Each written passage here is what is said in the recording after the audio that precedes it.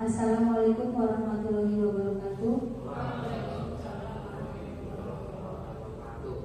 Yang terhormat Ibu Kepala Sekolah SMP Negeri 2 Kebumen, Ibu Dea Siti Makmuro. Yang kami hormati Ibu Wakil Kepala Sekolah, Ibu Sri Yunari. Yang saya hormati teman-teman Bapak Ibu Guru SMP Negeri 2 Kebumen beserta calon guru penggerak angkatan 11 yang kami banggakan. Puji syukur marilah kita panjatkan kehadirat Allah Subhanahu wa Ta'ala yang telah melimpahkan rahmat serta hidayahnya kepada kita semua, sehingga kita bisa berkumpul di sini dalam acara diseminasi aksi nyata budaya positif. Tak lupa selawat serta salam senantiasa tercurahkan kepada junjungan kita Nabi Agung Muhammad Sallallahu Alaihi Wasallam yang akan kita nantikan syafaatnya di yaumul qiyamah. Allahumma. Sebelumnya saya ucapkan terima kasih kepada Ibu Kepala Sekolah, Bapak Ibu Guru semua sudah berkenan hadir dalam acara diseminasi pada siang hari ini. Di sini kami bertiga, saya sendiri Yunisi sebagai moderator sekaligus nanti pemaparan materi, dan Ibu Evi Ulpana, selanjutnya Ibu Umi Fatimah Sri Lestari yang akan berbagi sedikit ilmu yang telah kami dapat selama kami beberapa bulan lalu mengikuti pendidikan guru penggerak. Di sini kami bukan berarti kami sudah pintar, tapi di sini kami hanya ingin berbagi apa yang kami dapat beberapa bulan yang lalu. Selain itu,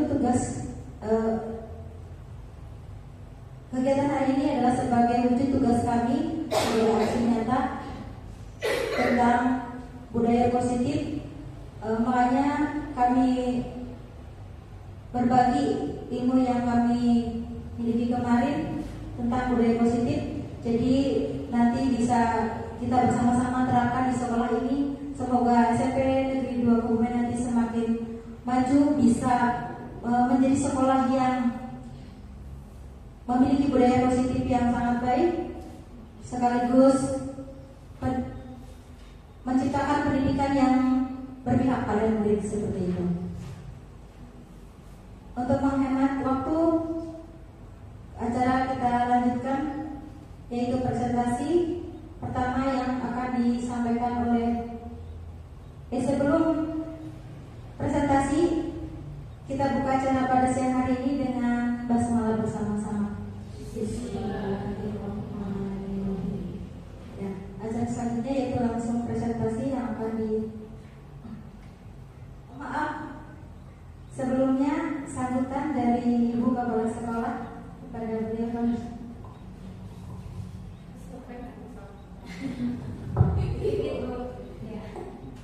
Bismillahirrahmanirrahim. Assalamualaikum warahmatullahi wabarakatuh. Yang kami banggakan ini Bapak Ibu calon guru penggerak ada 3 orang, dan juga yang kami hormati Bapak Ibu peserta diseminasi hari ini.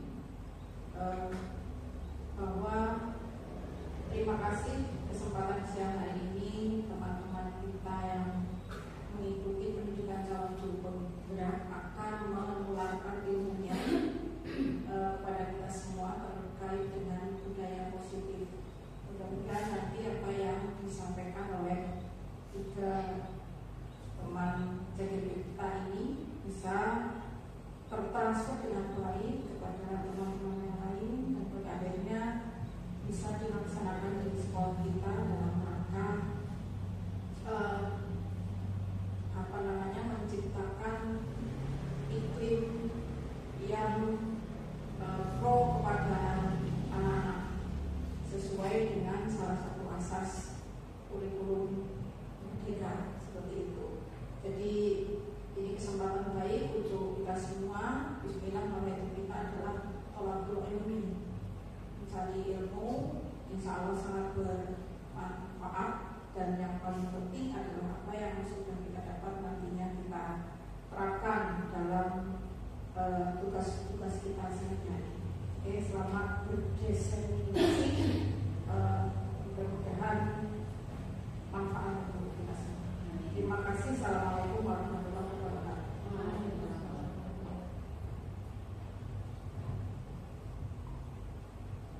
Terima kasih Bu Kepala Sekolah sudah memberikan sambutan serta motivasi. Semoga nanti kami bertiga bisa menerapkan ilmu yang sudah kami dapatkan.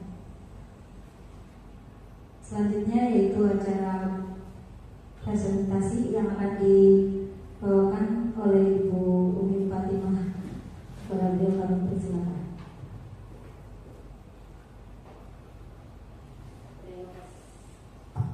Terima kasih atas waktunya Bu Yuni. Lanjut lagi. Terima kasih kepada Bapak Ibu yang telah meluangkan waktunya di tengah kesibukan ya, di hari yang panas cerah ini duduk bersama untuk berdiskusi ya. Kami di sini berdiri di sini bukan kami yang paling pintar, kami yang paling tahu, kami yang banyak ilmunya, tapi kami di sini hanya berbagi sedikit dari ilmu yang sudah kami dapat dari pendidikan calon guru penggerak kemarin. Dan ini adalah salah satu tugas dari CGP, yaitu diseminasi atau penyebaran informasi tentang budaya positif. Sebelum masuk ke materi, kita bermain dulu sesuai dengan temanya. Ya, temanya di sini adalah budaya positif. Berarti kita akan menumbuhkan sesuatu yang positif. Sesuatu yang positif bisa kita awali dengan senyum. Nah, coba kita bermain ya. Putri sudah senyum. Coba yang lain belum senyum. Kita bermain, mari tersenyum 30 detik. Nah, aturan mainnya adalah nanti mencari pasangan. Monggo, kemudian tatap pasangan yang ada di depan Anda. Coba kamu bingung ini dengan siapa ya? Apa bertiga nanti? Bapak berarti bertiga, oh boleh bertiga. Nanti tatap pasangannya, kemudian senyum selama 30 detik. Ya, sekarang berdiri dulu, monggo. Berdiri. Ya. Ini bertiga, ini tim dua berdiri Pak. Bu Yudi sama Bu Eki. Ini belum dikomando senyum Bu, jangan senyum dulu. Ibu sama saya Pak Bu. Sama saya senyum. Dan sudah bertiga. Pak Saroko, Pak Barka, Pak Pambudi. Oh iya boleh ya betul. Ya, yang dua Pak Saroko sama Pak Tri. Nah, sekarang dihitung pakai timer atau pakai jari saja 30 detik ya. Tatap teman Anda yang ada di depan Anda ya. Mulai dari 1, tetap ditatap Mas, bukan ini. Ya lihat. Nah, ditatap terus, iya, terus. Mas Budi dilihat, Mas Adina dilihat. Kenapa ya ada resiko Bapak? Oh ini di luar tanggung jawab CGP ya Pak. Ini di luar tanggung jawab CGP. Nanti saya yang jawab, ini yang tanggung Pak. Sudah 1, 2. Ayo Mas udah ditangkap Mas. Mana udah tatap sudah. Nah, kita terima kasih teman saya. Ya sudah, terima kasih. Boleh duduk kembali. Mas itu sebenarnya ke saya bukan ke Mas Arfi. Terima kasih. Ya, kita awali pertemuan pada siang hari ini dengan senyum gembira ya. Betul yang disampaikan oleh Ibu, ini adalah salah satu kita menimba ilmu. Apa Bapak Budi? Oke. Ya, kita awali dengan senyuman karena budaya positif ya, itu adalah sesuatu yang bisa kita awali dengan senyuman. Nanti bisa dipraktekkan Bapak Ibu ketika jam pembelajaran, mungkin di akhir jam pembelajaran ketika anak-anak sudah suntuk, nah boleh berdiri, suruh lihat temannya, pasti ketawa itu. Apalagi kalau temannya nanti di depan bahasanya ini itu apa? Ini itu apa Bu bahasa Indonesia ini itu apa? Meledek.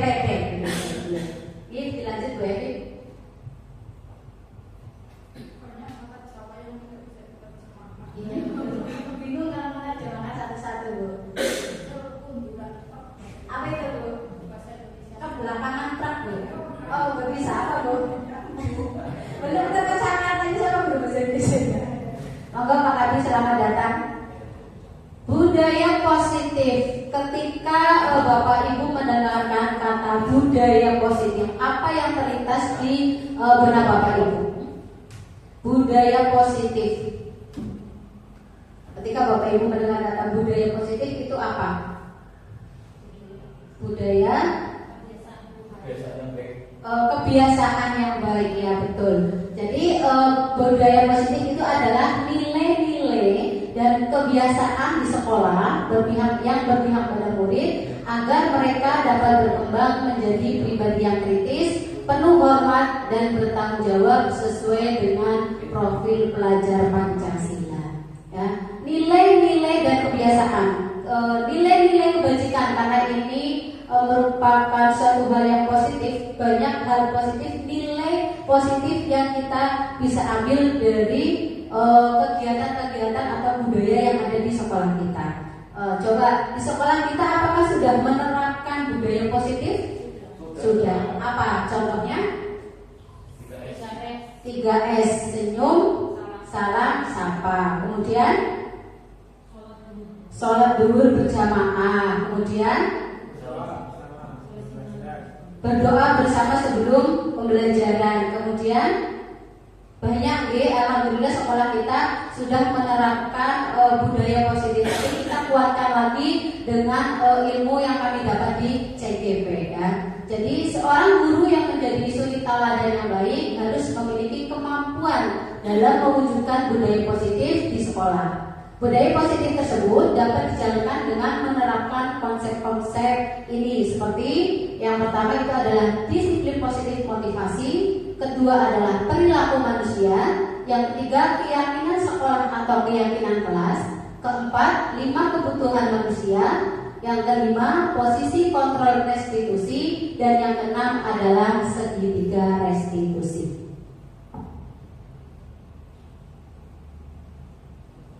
Disiplin positif, ya, disiplin positif tadi kita sudah menyampaikan disiplin positif dalam budaya kita. Ketika kita mendengar kata disiplin itu yang ada di benak kita itu adalah apa? Aturan, kemudian larangan, tata tertib, begitu, nggih? Nah, dalam budaya kita makna kata disiplin itu dimaknai menjadi sesuatu yang dilakukan oleh seseorang pada orang lain untuk mendapatkan kepatuhan. Nah, kita cenderung menghubungkan kata disiplin dengan ketidaknyamanan, ya, dengan hukuman tadi, dengan hukuman kemudian tata tertib, ya. Contohnya kalau misal kita kalau zaman corona kemarin, kita ketika masuk atau pergi ke suatu tempat kita diwajibkan untuk memakai masker, ya. Kita sebenarnya untuk memakai masker mungkin risik, ya, ada yang alergi, kemudian ada yang jadi pengap, kemudian ada yang tidak nyaman, mukanya tertutupi. Tapi dengan kata disiplin ini kita harus patuh memakai masker tersebut, ya. Ki Haji Dewantoro itu menyatakan bahwa untuk mencapai kemerdekaan atau dalam konteks pendidikan kita saat ini, untuk menciptakan murid yang merdeka, syarat utamanya adalah harus ada disiplin yang kuat. Disiplin yang dimaksud adalah disiplin diri yang memiliki motivasi internal. Jika kita tidak memiliki motivasi internal, maka kita memerlukan pihak lain untuk mendisiplinkan kita atau motivasi eksternal. Untuk motivasi internal dan eksternal nanti ada materinya di belakang. Disiplin positif, ya, arti sebenarnya itu adalah kemampuan memerintah diri sendiri dalam mengontrol dan menguasai diri untuk memilih tindakan yang mengacu pada nilai-nilai kebajikan yang kita hargai dengan penuh tanggung jawab tanpa diberitahu orang lain. Coba sekarang saya tanya Bapak Ibu, Bapak Ibu memakai helm ketika berkendara itu tujuannya apa? Keselamatan, mematuhi aturan. Kemudian, nah kalau kita tadi keselamatan yang disampaikan oleh Pak Abi itu adalah motivasi internal dari dalam diri, ya. Tapi ketika disampaikan tadi memakai memakai helm itu adalah memakai aturan, itu adalah eksternal dari pihak lain. Kita dipaksa oleh pihak lain untuk mentaati peraturan tersebut, ya. Padahal keinginan kita yang disiplin itu adalah dari diri kita sendiri, dari internal, dari nilai-nilai dalam nilai-nilai kebajikan dalam budaya positif tersebut, ya. Misal tadi ketika kita memakai helm, nilai kebajikan di situ adalah demi keselamatan. Ketika kita memakai masker, nilai kebajikannya adalah kesehatan. Ketika anak sekolah berangkat tertib masuk jam 7, nilai kebajikannya adalah kedisiplinan. Begitu. Jadi yang kita harapkan di anak itu adalah nilainya. Jadi anak bisa mengontrol dirinya sendiri, bahwa kesadaran dari dalam dirinya sendiri. Disiplin positif lebih ke arah disiplin diri yang dapat mengontrol diri dalam melakukan segala tindakan.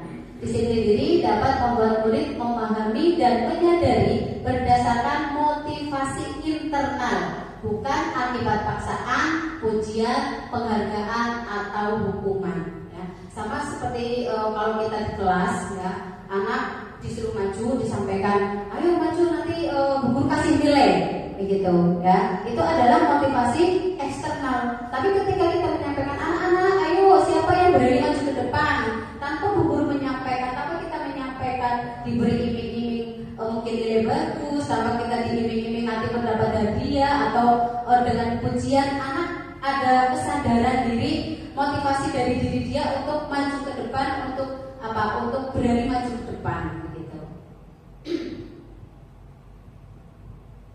6 karakter dalam profil pelajar Pancasila. Jadi nilai-nilai disiplin positif yang ingin kita kembangkan, ya, itu ada dalam profil pelajar Pancasila, ya, yang sudah kita sampaikan ke anak-anak, dan Bapak Ibu juga pasti sudah saking hafalnya, sudah hafal, sudah paham. Yang pertama itu adalah beriman, bertakwa kepada Tuhan Yang Maha Esa dan berakhlak mulia.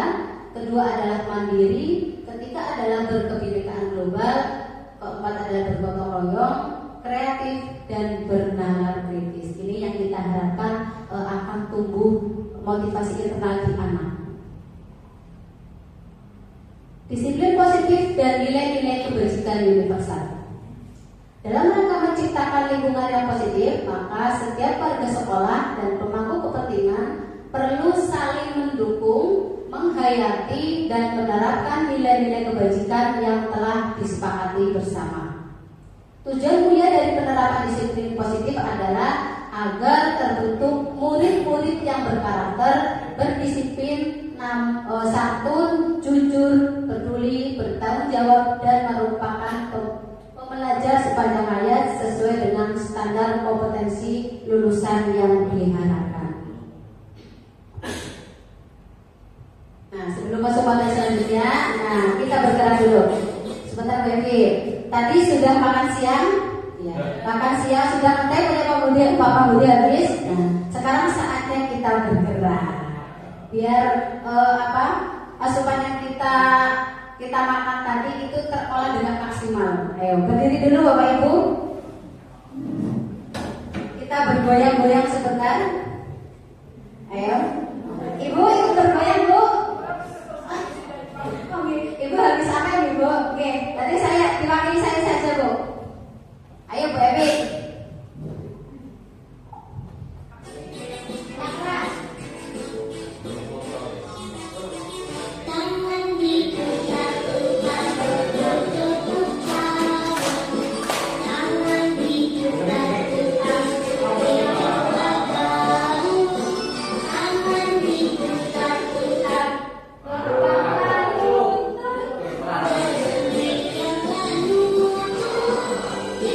Gloria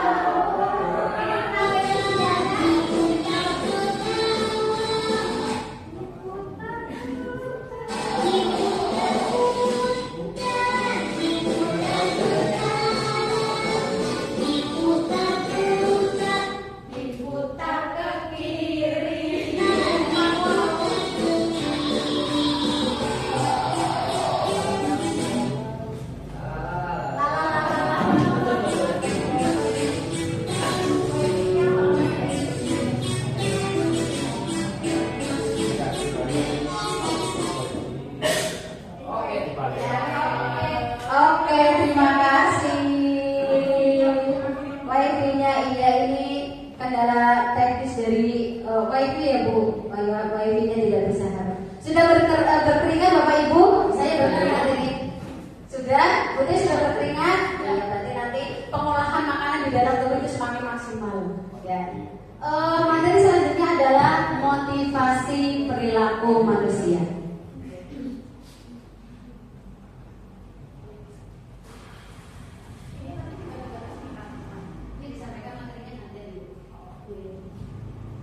Saya ingin bertanya kepada Bapak Ibu, mengapa Bapak atau Ibu datang ke sekolah tepat waktu? Pak Ardi, kenapa Pak Ardi? Kenapa Pak Ardi berangkat ke sekolah tepat waktu? Mentaati peraturan. Mas Rudi? Sama? Oh, disiplin waktu. Oke, Pak Ardi? Kewajiban. Putri? Disiplin. Bu Ii? Disiplin. Bu? Disiplin. Pak Sarmoko? Berlatih tepat waktu. Pak Barka? Disiplin. Kalau Ibu? Oh, kalau tunjangannya dipotong ya Bu. Oh, banyak motivasi ya, banyak beraneka macam. Kalau Bu Eni sama Bu Yuni ini motivasinya apa? Apa? Takut kontrak P3K-nya tidak diperpanjang? Ya, banyak. Kenapa? Oh, malu dengan murid. Ya. Takut kontrak P3K-nya tidak diperpanjang Ibu. Bisa jadi. Nah, motivasi perilaku manusia itu dikategorikan menjadi 3. Yang pertama itu adalah untuk menghindari ketidaknyamanan atau hukuman. Nah, nanti jawabannya siapa yang kesini? Ya. Yang kedua, untuk mendapatkan imbalan atau penghargaan dari orang lain. Biar dipuji, berangkat kasihnya rajin sekali ini. Nah, mungkin yang ketiga adalah untuk menjadi orang yang mereka inginkan dan menghargai diri sendiri dengan nilai-nilai yang mereka percaya. Kalau yang 1 dan 2, motivasi 1 dan 2 itu masuknya ke dalam motivasi eksternal, karena itu dipaksa oleh pihak luar, bukan dari keinginan kita sendiri. Tapi yang ketiga itu adalah motivasi internal, ya. Jadi keinginan kita untuk disiplin diri, untuk kita tepat waktu, ya, untuk kita sadar bahwa kita adalah pendidik malu kepada anak-anak. Jika kita tidak memberi contoh yang baik, itu adalah dari diri kita. Ya. Kita kesadaran bahwa kita adalah seorang pendidik. Sekarang perbedaan antara hukuman dan konsekuensi. Beda nih Bapak Ibu, hukuman dan konsekuensi beda atau sama? Beda. Ya. Kalau hukuman itu adalah sesuatu yang menyakitkan, harus terjadi, kemudian membuat anak sakit fisik maupun hati untuk jangka waktu lama. Yang ketiga, anak membenci kedisiplinan. Selanjutnya adalah paksaan, kemudian mendorong anak menyakiti dirinya sendiri.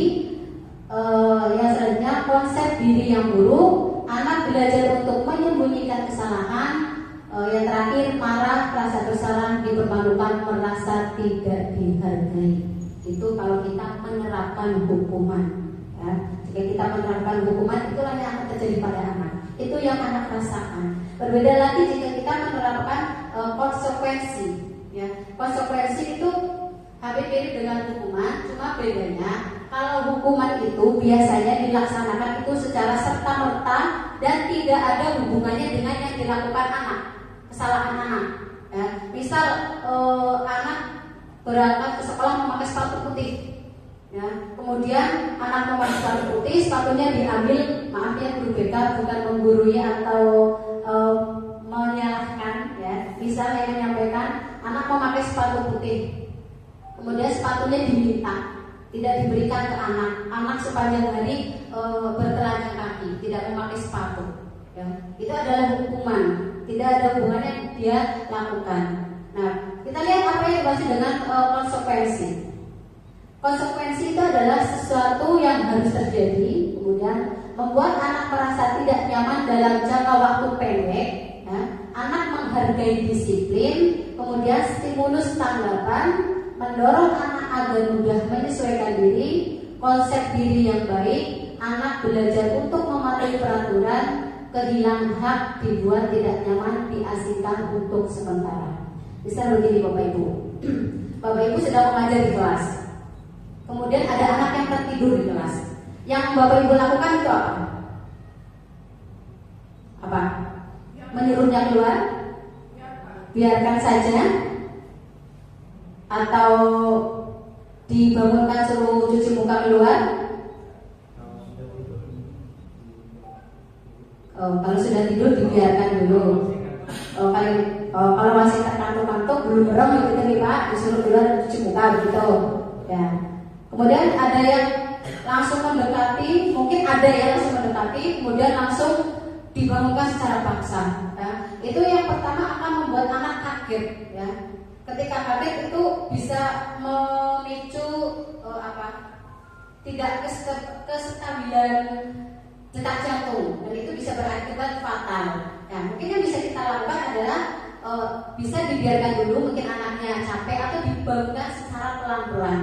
Ya, dibangunkan secara pelan-pelan, kemudian anaknya disuruh keluar cuci muka. Nah, setelah itu mungkin kita bisa ngobrol dengan anaknya, tanya kenapa tadi mengantuk, ya, kenapa tadi tidur. Nah, konsekuensinya adalah karena dia tidak mengikuti pembelajaran secara maksimal, konsekuensinya adalah dia menanyakan materi yang tertinggal kepada temannya. Jika ada tugas, jika ada catatan, dia harus menyalin ke temannya. Bukan dengan keluar kamu berdiri di lapangan, hormat ke bendera, seperti itu. Ya, itu adalah hukuman. Tidak ada hukuman yang dia lakukan. Tapi ketika kita menyampaikan, kamu nanti nyatet tadi materinya yang ketinggalan apa? Kamu tanya sama temanmu tadi ketika kamu tidur materi mana yang sudah kamu lewatkan. Nah, itu di situ adalah konsekuensi. Nah, sekarang saya tanya Bapak Ibu, mencatat 100 kali di dalam buku kalimat saya tidak akan terlambat lagi karena terlambat ke sekolah, itu hukuman atau konsekuensi? Apa Bapak Ibu? Kita lihat jawabannya. Itu sanksi atau konsekuensi. Selanjutnya,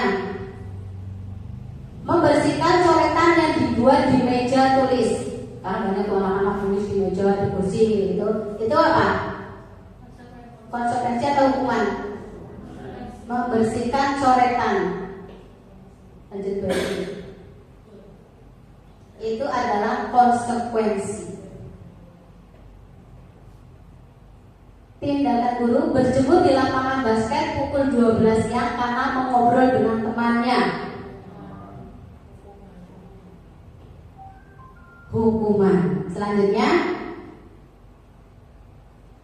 murid diminta bertelanjang kaki sepanjang hari karena tidak menggunakan sepatu warna hitam sesuai peraturan sekolah. Hukuman atau konsekuensi? Itu adalah hukuman. Ya kan, itu tidak ada hubungannya dengan yang dilakukan anak. Mungkin kita bisa mendampingi anak karena ditanya kenapa besok tidak mengulangi lagi ya. Konsekuensinya adalah misal besok dilakukan lagi, bisa diambilkan spidol dulu, disuruh diwarnai sepatunya, atau mungkin ditanya ke anak ini kan kamu lakukan apa sudah seperti ini. Kemudian berdiri di depan kelas sambil mengangkat kaki satu karena tidak bisa menjawab pertanyaan. Hukuman atau konsekuensi? Dihukumin Ibu, berarti Ibu. Tapi kalau menurut Bapak Ibu, hukuman itu bisa mendisiplinkan anak tidak? Bisa tidak? Hukuman itu bisa mendisiplinkan anak tidak? Tadi sudah sampaikan di sebelumnya bahwa hukuman itu itu akan menyakiti anak. Ya, seharusnya kita itu menghindari hukuman. Ya, kita memberikan konsekuensi apa yang dilakukan oleh anak. Gitu. Bisa jadi nanti anak berubah karena keterpaksaan. Tapi yang kita inginkan dari disiplin positif itu adalah anak mempunyai motivasi internal dari dirinya sendiri. Ya, nanti ada materi penanganan anak dalam mengatasi masalah. Kemudian kehilangan 10 menit jam istirahat untuk mengerjakan tugas karena terlambat datang dan tertinggal pelajaran selama 10 menit. Konsekuensi atau hukuman?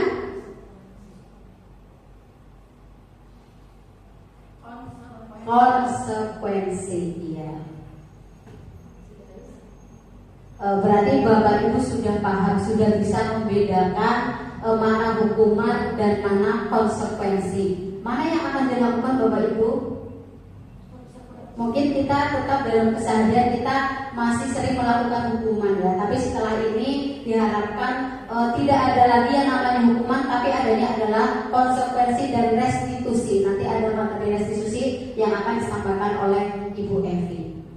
Demikian materi yang bisa saya sampaikan. Selanjutnya materi keyakinan sekolah atau keyakinan kelas akan disampaikan oleh Ibu Yuni. Terima kasih. Terima kasih Bu Yuni. Iya Ibu, monggo di sini ya, santai nih bareng-bareng. Selanjutnya di sini saya hanya berbagi sedikit tentang keyakinan sekolah atau kelas. Bapak Ibu guru di sini kemarin di awal tahun ajaran baru sebelum kita memulai pelajaran sudah membuat keyakinan ya di kelasnya masing-masing ya. Iya. Kenapa kita tidak buat kalimat peraturan? Kenapa kita menggunakan kata keyakinan? Ada yang bisa menjawab? Iya Pak Abi, bagaimana? Kemarin sudah membuat Ibu Abi? Iya. Yang dilakukan seperti apa? Membuat anak untuk melakukan kesepakatan dalam kelas agar anak itu bisa menjalankan secara nyaman. Iya. Nah, kesepakatan. Jadi di sini kesepakatan itu dibuat antara dua belah pihak. Jadi ketika nantinya anak tersebut melakukan suatu tindakan yang tidak sesuai dengan kesepakatan, berarti dia dapat konsekuensi. Ya, bukan lagi sebuah hukuman. Tadi sudah disampaikan oleh Ibu Umi. Ya, keyakinan itu atau keyakinan ini pembentukan keyakinannya pertama di kelas ya. Selain di kelas juga di sekolah kita sudah ada keyakinan ya yang dibuat oleh pemangku kegiatan sekolah. Terus ini bersifat abstrak atau konkret. Jadi di kelas misalkan datang terlambat atau mengumpulkan tugas tidak tepat waktu, berarti dia nanti tahu konsekuensinya karena sudah membuat kesepakatan di awal. Keyakinan kelas ini senantiasa dibuat dalam bentuk positif. Jadi kalimatnya kita buat positif. Tidak lagi bukan lagi larangan tapi lebih ke hal yang positif. Keyakinan kelas sebenarnya tidak terlalu banyak. Mengapa? Nanti salah sedikit langsung dapat sanksi atau konsekuensi. Ya. Keyakinan kelas sebaiknya sesuatu yang dapat diterapkan di lingkungan. Artinya, ketika kita membuat kesepakatan tersebut, berarti kita nanti bisa melaksanakan apa yang sudah kita sepakati. Misalkan piket kelas. Itu suatu tanggung jawab yang harus kita lakukan. Berarti kalau tidak piket kelas kita dapat sanksi atau konsekuensi ya. Konsekuensi dari tindakan yang dilakukan. Dan keyakinan ini dilakukan atau dikerjakan oleh semua warga sekolah atau warga kelas di kelas tersebut. Setelah kita membuat keyakinan atau kesepakatan, pernah tidak Bapak Ibu meninjau kembali apa yang sudah Bapak Ibu buat bersama murid-muridnya di kelas? Pernah ya.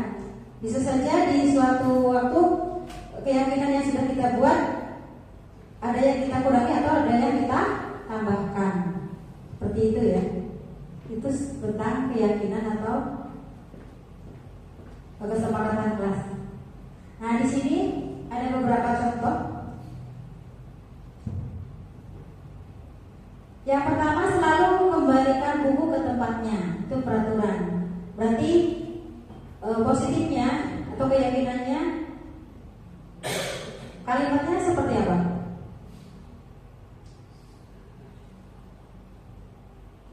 Ada yang punya ide?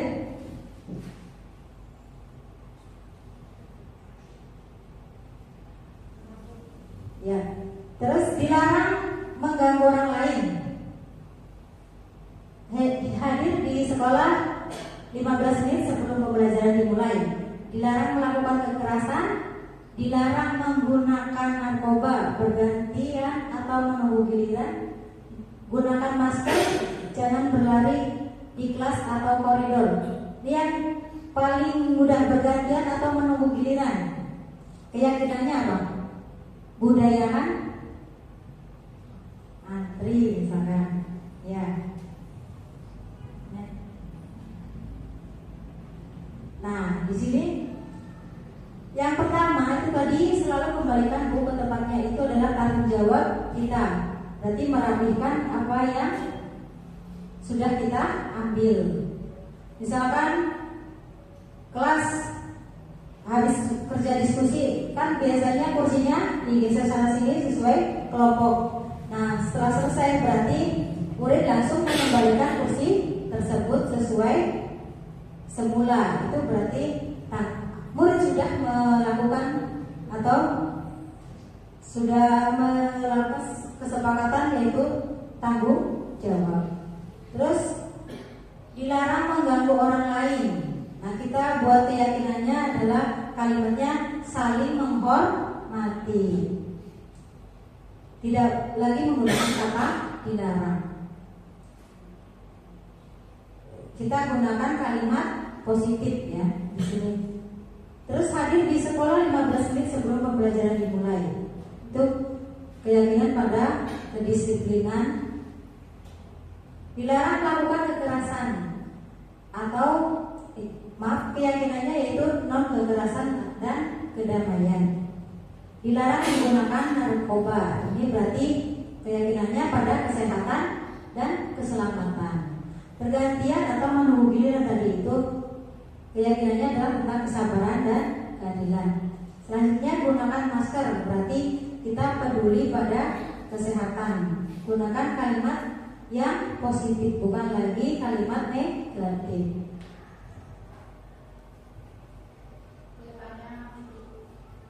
Ya Ibu.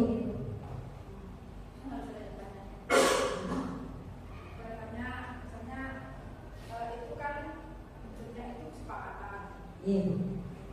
Bentuknya kesepakatan. Kalau keyakinan itu sifatnya ya. Nah, bagaimana bisa memahamkan kepada anak tentang kesepakatan itu kalau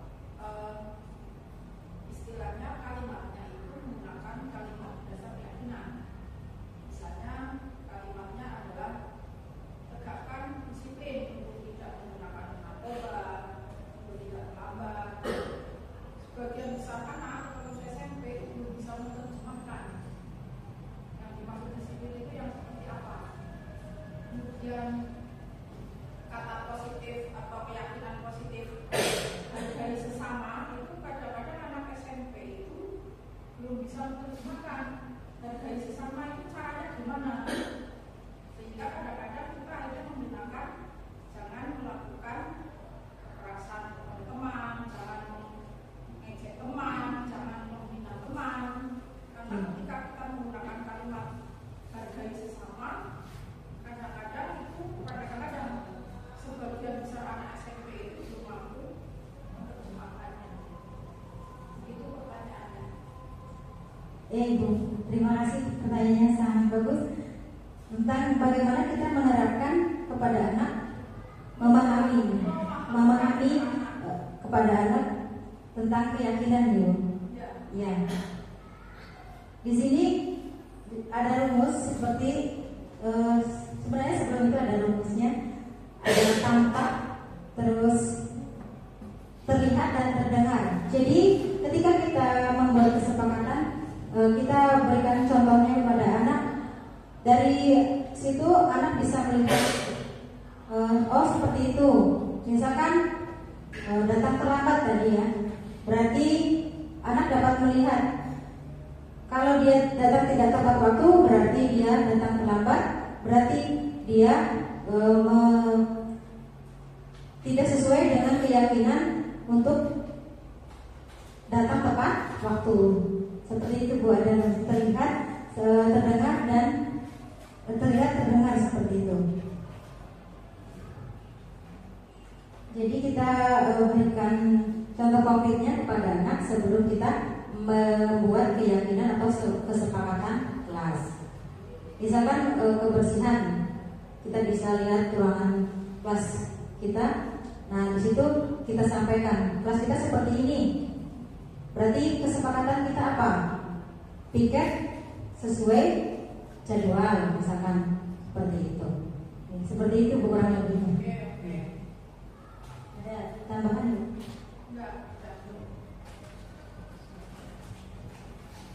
Selanjutnya, ya. Sebelum materi selanjutnya, explaining dulu sebentar. Silakan perhatikan ke layar.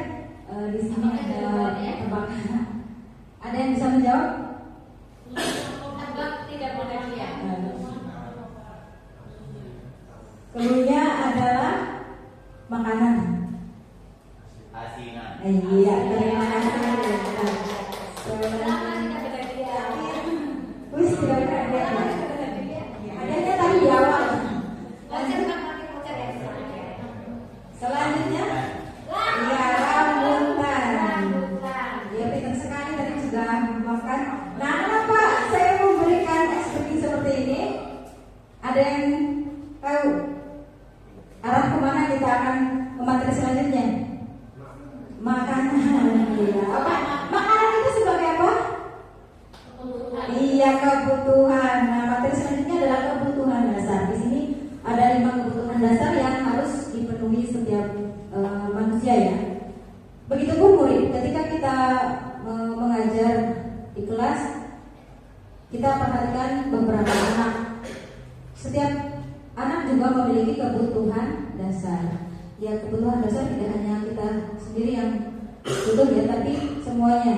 Dalam belajar pun ini perlu kita pelajari. Karena kita dengan mempelajari ini kita tahu ketika anak melakukan tindakan itu berarti sesuai dengan apa ya, kebutuhan apa yang perlu mereka penuhi. Nah, kebutuhan dasar manusia itu ada 5. Yang pertama itu bertahan hidup. Nah, tadi di awal sudah saya berikan clue-nya ya. Iya, tadi makanan ya. Untuk bertahan hidup kita memerlukan makanan dan minuman salah satunya ya. Yang kedua, kasih sayang dan rasa diterima. Yang ketiga, penguasaan. Yang keempat, kesenangan. Dan 5, kebebasan. Nah, seluruh tindakan manusia itu memiliki tujuan tertentu. Semua yang kita lakukan adalah usaha terbaik kita untuk mendapatkan apa yang kita inginkan. Ya tidak? Iya. Bapak Ibu guru ke sekolah tujuannya apa? Mengajar. Saya mengajar. Mengajar, bekerja ya. Setelah itu kita juga mendapatkan mendapatkan teman ya. Ya. Nah, kita bekerja, kita juga memiliki dari kerja tersebut kita juga memiliki penghasilan ya, seperti itu. Selain kita menyampaikan ilmu kepada murid-murid kita juga mendapatkan penghasilan dengan bekerja. Tujuan utama kita sebagai guru yang memberikan ilmu kepada murid dan membimbing murid sesuai kodratnya. Selama ini terkadang kita lebih sering ingin anak itu pintar, ya tidak? Iya. Tapi sebenarnya murid itu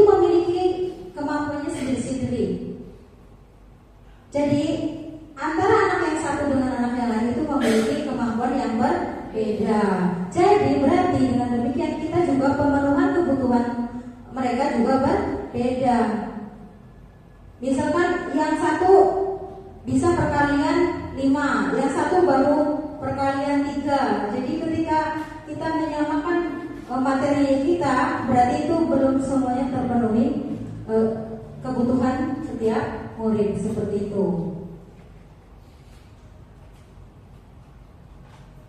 Yang pertama, kebutuhan bertahan hidup tadi salah satunya adalah makan, ya. Makan untuk menjaga kesehatan tubuh kita, ya. Terus juga kita butuh perlindungan, yaitu rumah, ya, nyaman, ya. Kebutuhan biologis sebagai bagian dari proses reproduksi, termasuk kebutuhan untuk bertahan hidup, ya, seperti itu. Terus yang kedua, kasih sayang dan rasa diterima. Yang pertama itu kebutuhan bertahan hidup. Ketika Bapak Ibu mengajar di kelas, anak ada yang biasanya izin ke belakang, ya tidak? Iya.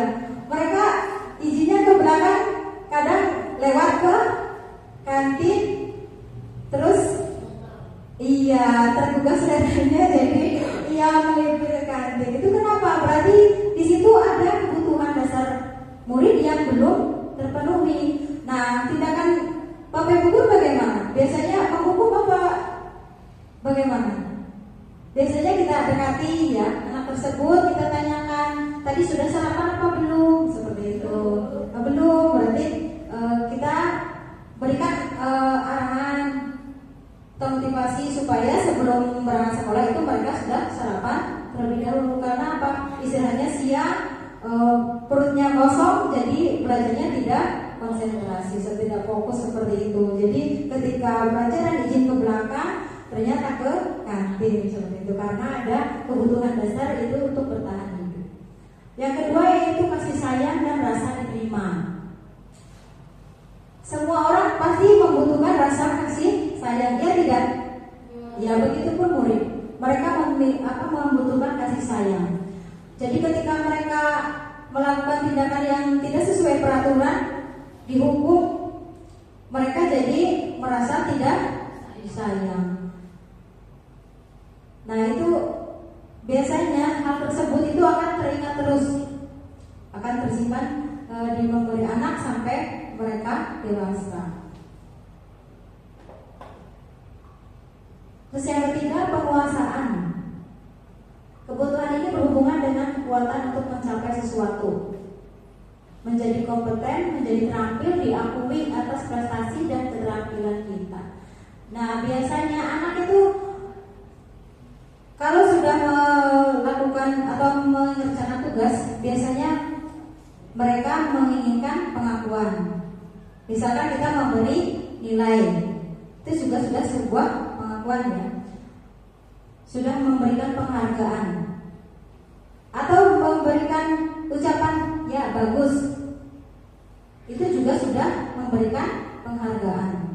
Tidak harus selalu berupa materi seperti itu, ya. Minimal kita memberikan ucapan, itu sudah memberikan penghargaan kepada siswa, sehingga mereka itu memiliki rasa harga diri, merasa didengarkan, seperti itu. Yang keempat, kebebasan. Ini kebutuhan akan pilihan. Kebutuhan untuk bebas adalah kebutuhan akan kemandirian, otonomi, memiliki pilihan, dan mampu mengendalikan arah hidup seseorang. Anak-anak dengan kebutuhan kebebasan yang tinggi itu memiliki pilihan. Mereka perlu banyak bergerak, suka mencoba-coba. Ini anak-anak sekarang kan biasanya seperti itu, ya. Mereka suka mencoba hal baru. Apalagi sekarang penggunaan IT yang semakin canggih, semakin maju.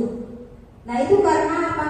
Kita juga harus membersamai anak-anak didik kita itu sesuai perkembangan zaman. Misalkan anak-anaknya bermain TikTok, gitu, YouTube, ya, gitu kan. Dulunya juga kali-kali memberikan materi dengan TikTok tidak apa-apa, ya. Terus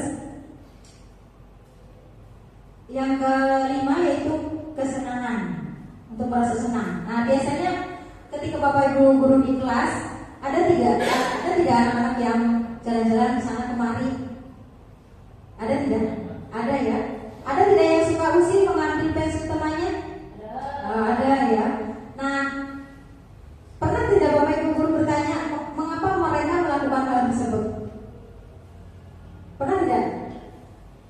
Tidak pernah. Ya, bisa ditanyakan ya, kenapa?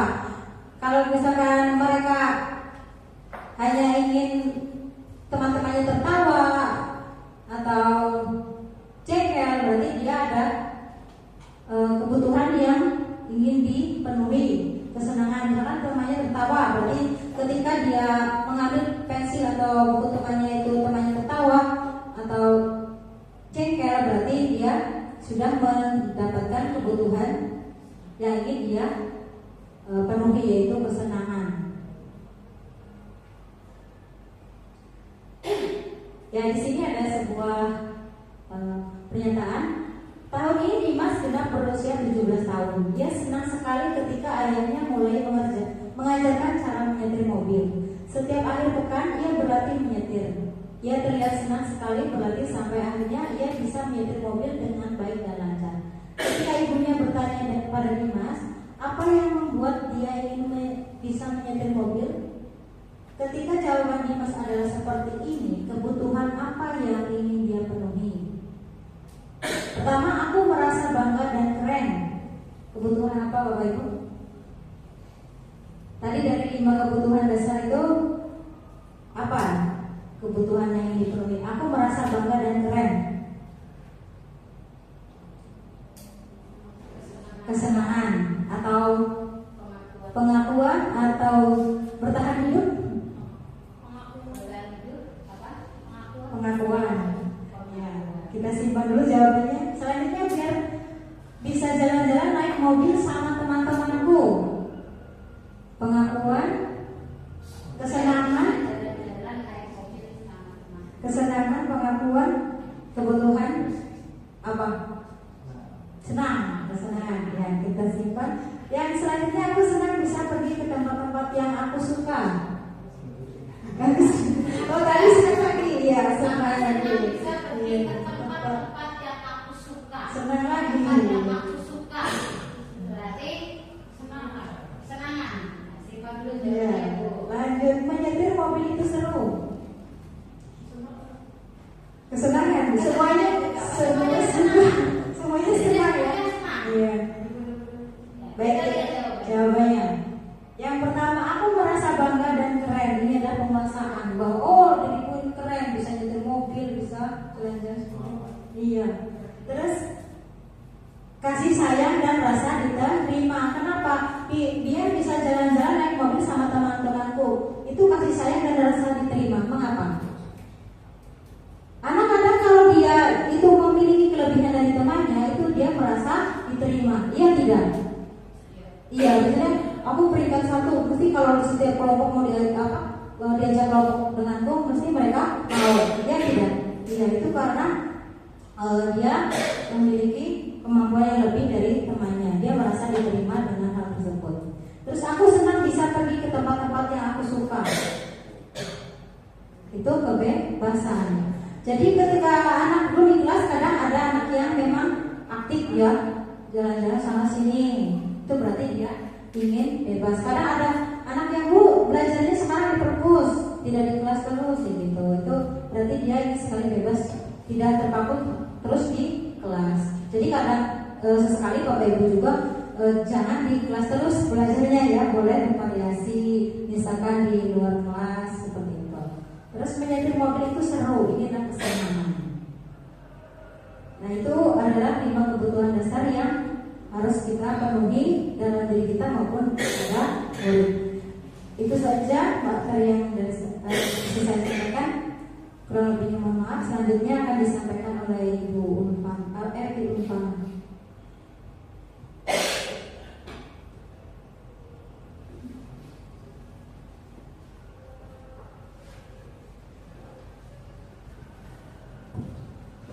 Terima kasih Bu Yuni. Bapak Ibu masih semangat? Semangat. Coba lagi ya Bapak Ibu. Ini materi terakhir tentang posisi kontrol posisi. Nah, jadi sebagai seorang guru, Bapak Ibu, ada 5 posisi kontrol restitusi. Nah, jadi ada 5. Yang pertama, guru sebagai penghukum, guru sebagai pembuat merasa bersalah. Yang ketiga, guru sebagai teman. Yang keempat, guru sebagai pemantau. Dan yang kelima, guru sebagai manajer.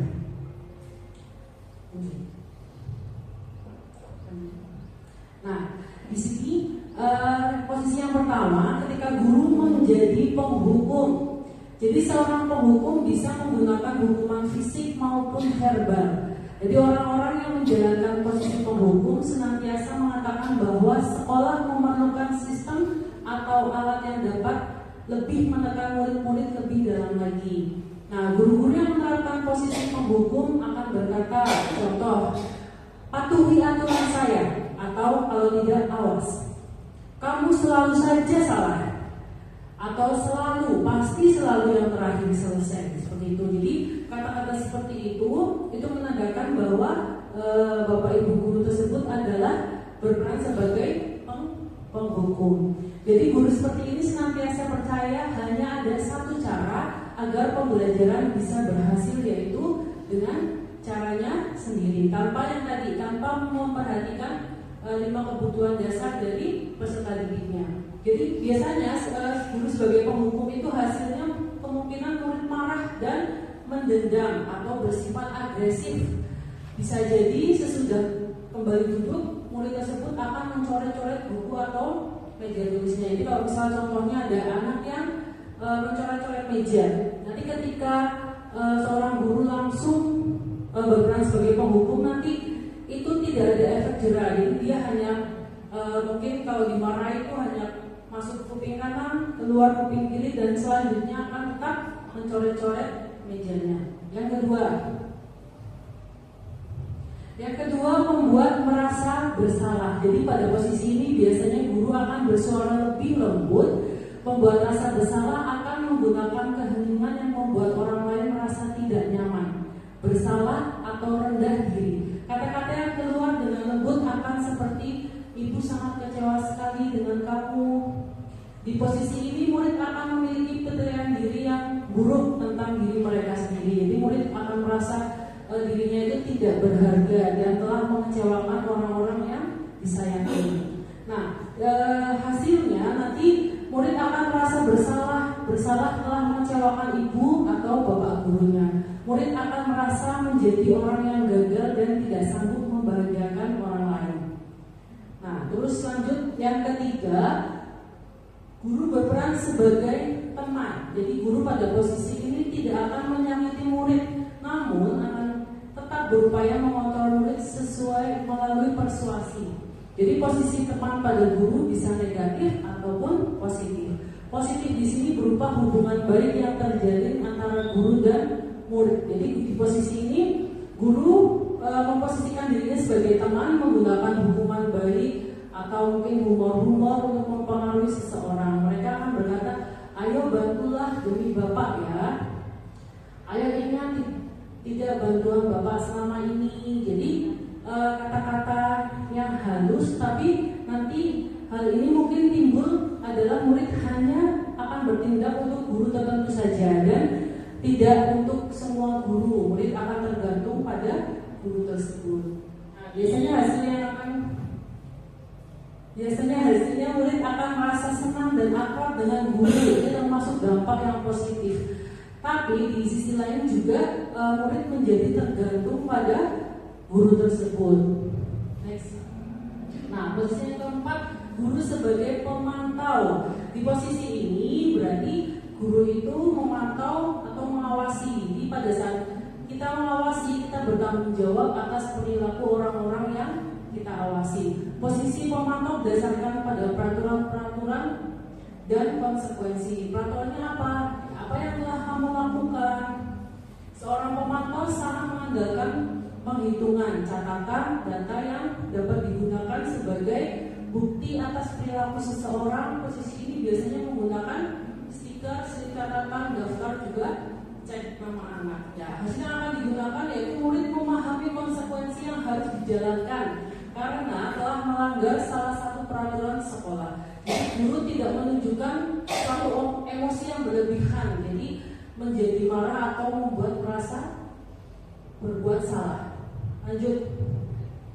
Nah, sebagai manajer, jadi yang diharapkan bahwa Bapak Ibu guru itu berposisi sebagai manajer, yaitu posisi di mana guru berbuat sesuatu bersama dengan murid. Jadi di sini mempersilahkan murid mempertanggungjawabkan perilakunya, mendukung murid agar dapat menemukan solusi atas permasalahannya sendiri. Pertanyaan yang muncul apa yang kita yakini, kembali ke keyakinan kelas. Kira-kira kalau misal anak berbuat salah, ditanyakan lagi keyakinan apa yang sudah dibuat bersama. Jadi nanti anak-anak akan ingat, apa rencana kamu untuk memperbaiki hal ini. Jadi tugas seorang manajer bukan untuk mengatur perilaku seseorang. Kita membimbing murid untuk dapat mengatur dirinya. Jadi seorang manajer bukannya memisahkan murid dari kelompoknya, tapi mengembalikan murid ke kelompoknya dengan versi yang lebih baik lagi. Nah, hasilnya di sini fokus pada murid saja, bukan untuk membahagiakan guru atau orang tua. Murid sudah mengetahui adanya suatu masalah dan sesuatu perlu terjadi untuk memperbaiki masalah yang telah diperbuatnya. Nah, tebak warna. Sebentar ini Bapak Ibu masih fokus. Ya, biar kita fokus sebentar lagi. Tebak warna. Nah, kita akan melakukan ice breaking sebentar. Yang ditebak warnanya ya Bu, Bapak Ibu. Sudah siap? Fokus ke layar. Perhatikan. Perhatikan warnanya. Ayo Bapak Ibu. Petunjuknya adalah sebutkan warna yang Dilihat bukan tulisannya.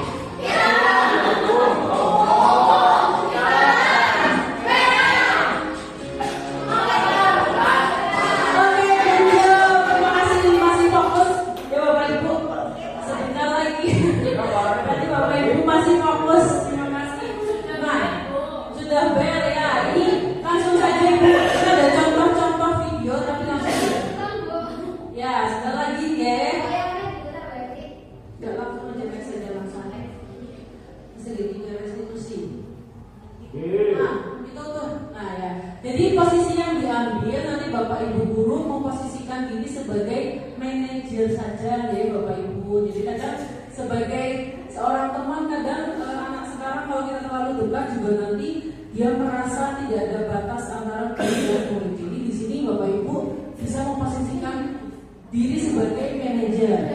Lanjut. Nah jadi posisi Bapak sebagai manajer, guru dapat silahkan murid bertanggung jawab dan mendukung murid agar dapat menemukan solusi dan menciptakan murid yang mandiri, merdeka dan bertanggung jawab. Nah ini ada contoh Ibu Umi sedang merestitusi murid. Iya, bapak tua dan muda. Sudah tidak tebak warna Ibu. Lanjut. Nah, segitiga restitusi. Apa itu segitiga restitusi? Segitiga restitusi adalah salah satu metode yang digunakan untuk menanamkan disiplin positif pada murid sebagai bagian dari budaya positif di sekolah. Nanti Bapak Ibu guru bisa menerapkan segitiga restitusi. Ada 3 tahapan. Yang pertama menstabilkan identitas, yang kedua validasi tindakan yang salah, yang ketiga menanyakan keyakinan. Nah, jadi dari 3 tahap itu, yang pertama kita menstabilkan identitas, dilakukan berdasarkan prinsip bahwa membuat kesalahan adalah bagian dari proses pembelajaran yang nantinya akan menggeser identitas gagal ke arah identitas sukses. Jadi di sini ketika melakukan kesalahan kita bisa menggunakan segitiga restitusi. Yang pertama yaitu menstabilkan identitas, menanyakan menanyakan masalah yang sudah dia perbuat seperti itu. Yang kedua, validasi tindakan yang salah dilakukan berdasarkan prinsip bahwa setiap perilaku berupaya memenuhi suatu kebutuhan tertentu sehingga guru atau orang tua akan bergeser dari pemikiran stimulus respon menjadi proaktif serta akan lebih mengenali dan mengakui kebutuhan murid dan anak. Yang ketiga, menanyakan keyakinan. Jadi dilakukan dengan memberi pertanyaan-pertanyaan bermakna kepada murid atau anak untuk memunculkan motivasi secara implisit sehingga mampu mengingatkan keyakinannya dengan tindakan yang salah.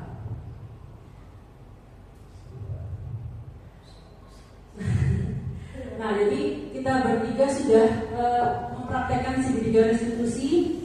Jadi menurut kami segitiga restitusi itu sangat bermanfaat untuk peserta didik kita, terutama untuk peserta didik zaman sekarang. Jadi tidak menerapkan hukuman, tetapi lebih ke bagaimana kita mencari solusi bersama atas masalah yang sudah diperbuat peserta didik kita. Jadi kita mencari solusi, tidak langsung menghardik, tidak langsung memarahi, tidak langsung membuat mereka merasa tidak berguna seperti itu. Jadi kita bisa menggunakan segitiga restitusi. Demikian Bapak Ibu guru hebat, terima kasih atas waktu yang sudah disempatkan untuk kita berdiskusi bersama. Terima kasih banyak. Semoga apa yang sudah kita diskusikan bersama ini ada manfaatnya. Minimal tadi warna-warnanya sudah tahu lah ya, warna-warnanya. Ya, terima kasih banyak. Sampai bertemu lagi besok. Semoga Bapak Ibu selamat sampai tujuan di rumah dan tunggu keluarga. Terima kasih banyak suami tercinta. Terima kasih. Assalamualaikum warahmatullahi wabarakatuh.